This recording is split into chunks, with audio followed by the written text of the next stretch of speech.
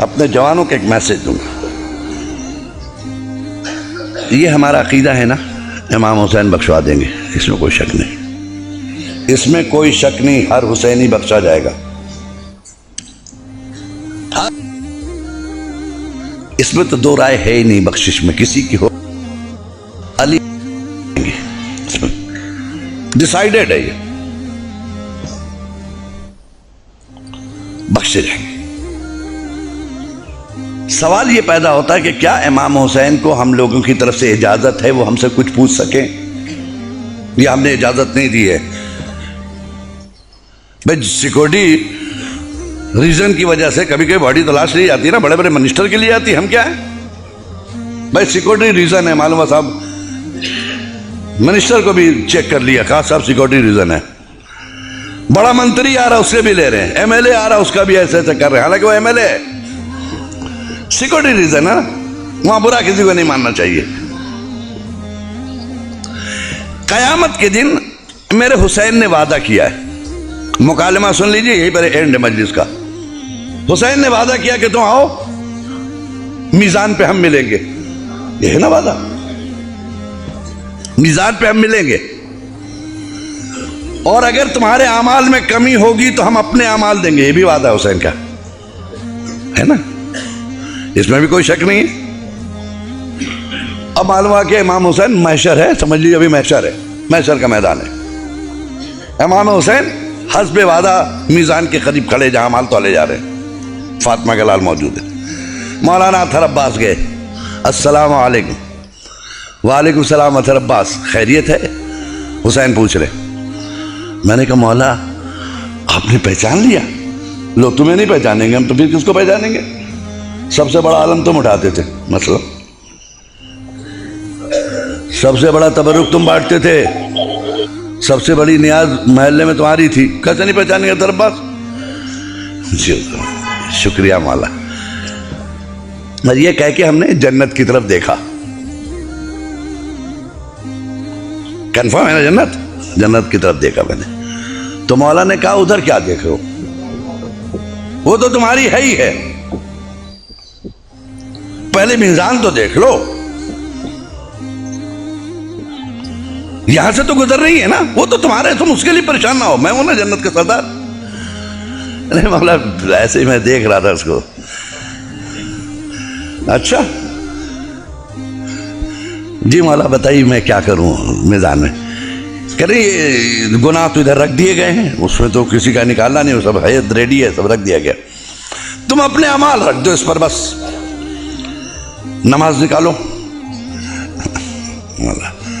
मौला शर्मिंदा है, क्या हुआ, क्या घबराओ नहीं, थोड़ा से भी वो निकालो ना, हम है ना, हम मिला देंगे, अपने अमाल देंगे। अपने खुदा से कहा कि मैं अपने अमाल दूंगा इन्हें, कमी होगी तो हम देंगे, है ना, निकालो।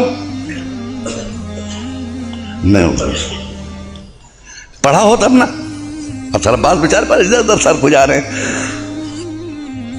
अरे काहे घबरा रहे, रखो, नमाज पढ़ी है ना, रखो। नहीं हुजूर क्या बताएं, सॉरी बहुत शर्मिंदा है, बस क्या है? अरे क्या बताऊं, मौली साहब भी क्या बोले, अभी परेशानी हो रही मौली साहब के चक्कर में। क्या मौली साहब के चक्कर में आपको परेशानी हो रही है तरबाज साहब? अरे वही कहते थे कि नमाज की क़ज़ा है मगर मजलिस की क़ज़ा नहीं है। हुजूर मैंने कभी मजलिस क़ज़ा नहीं की, नमाज खूब क़ज़ा की है। क्या मिंबर से कहते थे नमाज क़ज़ा है, नमाज फिर दोबारा पढ़ लेंगे। अजान होती थी हुजूर उठने नहीं देते थे, तकरीर करते थे वो, और ये कह देते थे नमाज की क़ज़ा है मजलिस की नहीं है, लिहाजा हुजूर नमाजें खूब क़ज़ा की। अच्छा फिर भी सोचो कुछ नहीं। अरे रुकिए हुजूर, हुजूर दो रकत नमाज ईद के दिन पढ़ी थी। तो मौला ने मुस्कुरा कर कहा भाई यहाँ वाजिबात का सवाल हो रहा है, तो सुन्नत है दोस्त, जब ना भी किए होते तो चलता मुझे। निकाला भी सर और खुजा के, 2 रकत तो ईद वाली और 2 रकत बकरीद वाली, 2 रकत नमाज हो भी। अच्छा नमाज नहीं पढ़ी, सॉरी मामा। अच्छा चलो जाने तो कोई बात नहीं, रोजा रखा होगा तुमने, वही रखो, रोजे रखो, हुजूर डायबिटीज का मरीज था ना, डॉक्टर ने कहा था 2 घंटे में कुछ डालो ना बीमार पड़ जाओगे, तो हुजूर रोज़ा रखने का मौका ही नहीं मिला, खाली डायबिटीज नहीं हो। अच्छा रोज़ा भी नहीं रखा, बस मेरे साथ चलिए आप। अच्छा तो फिर वाजिबात में क्या रहा? हज किया होगा तुमने? कि नहीं हुजूर हज मत पूछिए, इतना महंगा हो गया था हुजूर, कई लाख का, हमें इस्तिताअत ही नहीं थी हुजूर, इतना पैसे ही नहीं हुआ कि हज तक जाएं। अच्छा हज भी नहीं किया आपने? ना नहीं। अच्छा खुम्स निकाला होगा, वही रख दो। कह रहे क्या हुजूर? फिर से बोलिए, तो ये पहली बार सुन रहा हूं, पहली बार सुन रहा हूं। ये खुम्स है क्या? मुझे तो किसी ने ऐसा नहीं बताया। कह रहे लो खुम्स नहीं मालूम तुम्हें? मेरा हक, हम अइम्मा का हक, वक्त के इमाम का हक अदा किया तुमने। हुसैनी हक दिया, मेहदी का हक दिया, इमाम बाकर का हक दिया, इमाम मूसा काजिम का हक दिया, मेरे बाबा का हक दिया। कि हुजूर ये खुम्स है क्या? साल भर खर्च करने के बाद जो बच जाए, जिसको तुम खा नहीं सको, वेस्टेड मनी बच गया, उसका 5वां हिस्सा। हुजूर हमको तो ये नहीं बताया कि हमें ये बताया कि जो बच जाए उसको 5 साल के लिए एफडी कर दो, फिक्स डिपॉजिट।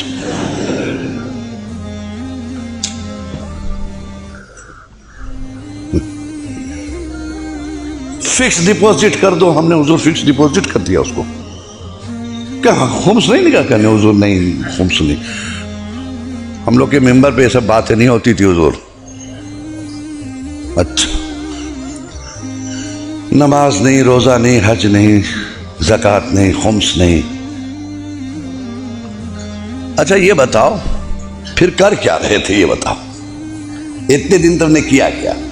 वो मातम किया आपका, है ना? आपका मातम किया हुजूर। क्या हुसैन नहीं पूछेंगे हमारा मातम क्यों, यजीद का क्यों नहीं? बहुत देखिए, बहुत नाजुक मरहले से गुजर रहा हूं, इतना सख्त कोई जाकिर नहीं बोलता, मैं सिर्फ हिदायत के लिए बोला। मेरा मातम क्यों, यजीद का क्यों नहीं? मेरे पर क्यों रोए तुम? रीजन बताओ रोने का। हुजूर आपने दीन बचाया, शरीयत बचाई, नमाज बचाई। कौन सी शरीयत बचाई तुम्हारे घर में है? कहां हैं आप? कहां है? आवाज खामोश क्यों है? नमाज बचाई, वेयर इज नमाज? कहां है तुम्हारे पास नमाज? कौन सी नमाज बचाई जिसके लिए तुम रोए? हज बचाया, कहां है वो हज? खुम्स बचाया, कहां है वो खुम्स? दीन बचाया, कहां है वो दीन? है तुम्हारे घर में?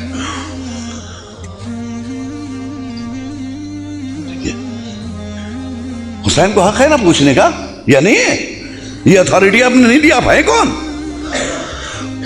मालिक महशर है वो, मालिक जन्नत है वो, हम गुलाम है उसके, वो हमें सुनना है उसकी। वो हमसे ज्यादा तैयार है आपको ले जाने के लिए, लेकिन खुद इतने फालिज ज़दा बन ना जाओ कि रास्ता ना चल सको। बेदीनी का इतना फालिज न गिरा लो जिस्म पर कि जिस्म मफलूज हो जाए, जन्नत तक जाने के लायक ना रह जाए। एक सलवात पढ़े मोहम्मद वाले मोहम्मद पे।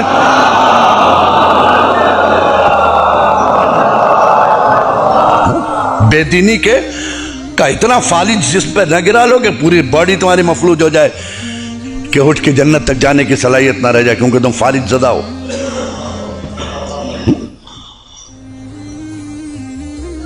हुसैन ने पूछा, चाहिए बताओ हम में और यजीद में फर्क क्या था? इतना ही बता दो, हम तुमको पास कर देंगे। चलो एक सवाल का जवाब दे दो, जन्नत में चले जाना। यजीद में और हम में क्या फर्क था? का हुजूर क्या आपका और यजीद से मुकाबला? यजीद बेदीन, आप दीनदार। यजीद बदकिरदार, आप साहिब किरदार। यजीद चाहता था सब बेनमाजी हो जाएं, आप चाहते थे सब नमाजी हो जाए। यजीद चाहता था सब बेदीन हो जाए, आप चाहते थे सब दीदार हो जाए। यजीद चाहता था काबा मिट जाए, आप चाहते थे सब हज को जाए, है ना? ठीक है, पूछ लिया हुसैन ने, कहा अच्छा इसका मतलब बेनमाजी यजीदी प्रोडक्ट, बेदीनी यजीदी प्रोडक्ट, बदकिरदारी यजीदी प्रोडक्ट, यजीदी प्रोडक्ट है ना? यजीदी प्रोडक्ट, बेदीनी यजीदी प्रोडक्ट, झूठ यजीदी प्रोडक्ट, नमाजी हुसैनी प्रोडक्ट, रोजेदार होना ये हुसैनी प्रोडक्ट, दीदार होना हुसैनी प्रोडक्ट। इसका मतलब करबला में दो कंपनियां थी, एक का प्रोडक्शन क्या था? नमाजी, रोजेदार, हाजी, ज़कात देने वाला, सच्चा। दूसरे का प्रोडक्ट क्या था? शराबी, जुआड़ी, बेईमानी, बेदीनी। यही है ना? हुसैन ने पूछा अच्छा आप बताओ, बेनमाजी नमाज ना पढ़े, यह मैं चाहता था, यह यजीद। कहा तो हुजूर वो यजीद चाहता था। अच्छा तो यजीद की तुमने बात मान ली है। बदकिरदारी ये किसका प्रोडक्ट था? कहा यजीद का। कहा तुमने अपना लिया है? बेदीनी यजीदी प्रोडक्ट तुमने अपना लिया।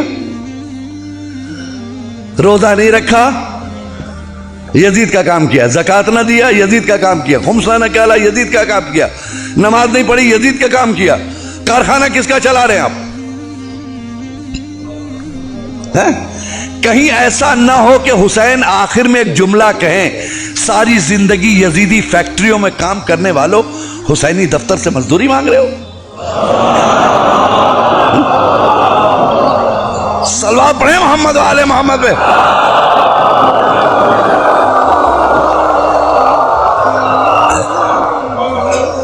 सारी जिंदगी यजीदी फैक्ट्रियों में काम करने वालों, हुसैनी दफ्तर से मजदूरी मांग रहे हो। शर्म नहीं आती? कोई ऐसा काम नहीं किया जी। हम आज ज़ियारत पढ़ते हैं फातिमा के लाल की। आप इत्मीनान रखिए, आपकी वजह से आजादारी जिंदा नहीं है, ऐसा कभी मत सोचिएगा। ये भूल है आपकी कि आजादारी आपकी वजह से जिंदा है, बल्कि आप आजादारी की वजह से जिंदा है।